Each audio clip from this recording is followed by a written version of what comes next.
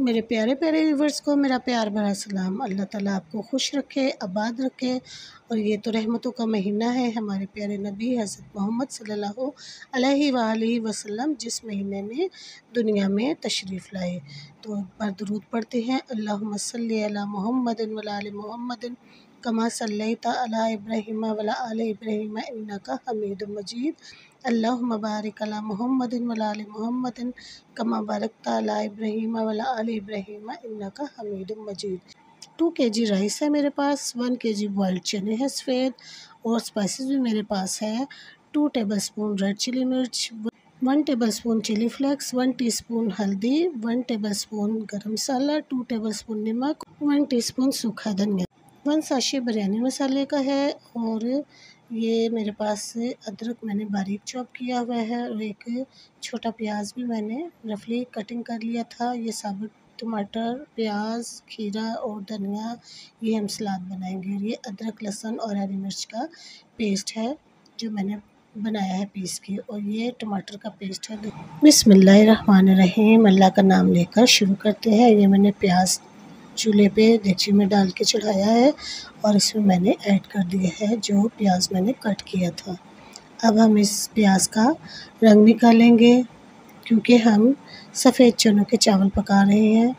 और ये हम न्याज़ दिलाएंगे हज़ूर सल्लल्लाहु अलैहि वसल्लम की आमद की खुशी में, जिन पर हज़ार दरूद करोड़ों सलाम। हमारी अम्मी, अल्लाह उन्हें जन्नतुल फिरदौस में जगह अता फ़रमाए, जब भी खाना पकाती थी तो वो दुरूद पाक का विर्द करती रहती थी, और हमें बताती थी कि बच्चों, अगर दुरूद पाक पढ़ते रहो और खाना पकाते रहो तो जब तक खाना हमारे पेट में रहेगा हमें शैतान नहीं वर्गलाएगा। और ये चटनी और अदरक लहसुन का पेस्ट हमने इसमें ऐड कर दिया है। 1-2 मिनट हम इसको कुक करेंगे, और फिर हम इसमें ये टमाटर का पेस्ट भी शामिल कर देंगे। ये तकरीबन 3-4 टमाटरों का पेस्ट है, बड़े बड़े टमाटरों का, और ये तमाम स्पाइसेस हम इसमें शामिल कर देंगे। ये जो पेस्ट टमाटर का है ये मैंने पकाया हुआ है, इसलिए कम लगता है।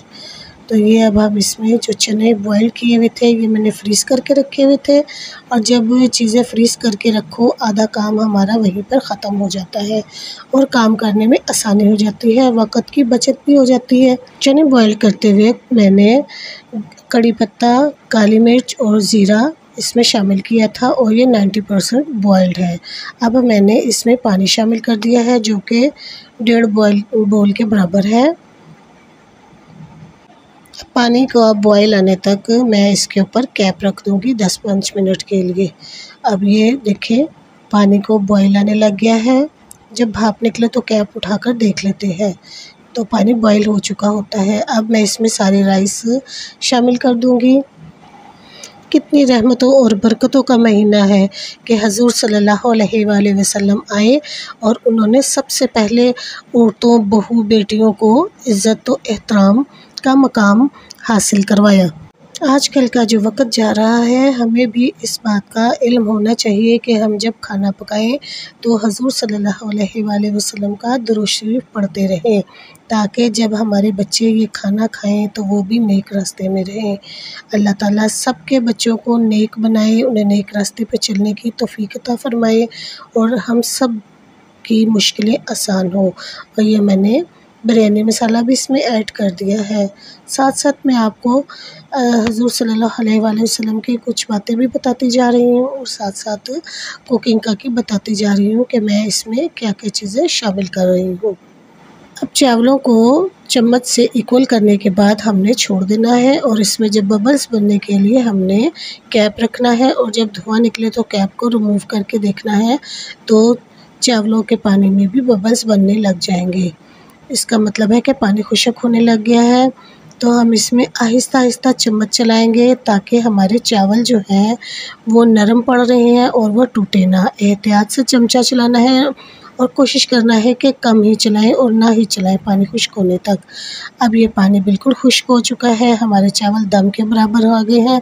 अब मैं इसके ऊपर कैप देती हूँ 10 मिनट के लिए, और ये 10 मिनट के बाद मैं कैप को उठा के आपको दिखाती हूँ कि ये माशाल्लाह सुबहान अल्लाह बिस्मिल्लाहिर्रहमानिर्रहीम हमारे चने वाले चावल पककर रेडी हो चुके हैं। और माशाल्लाह सुबहान अल्लाह बिस्मिल्लाह।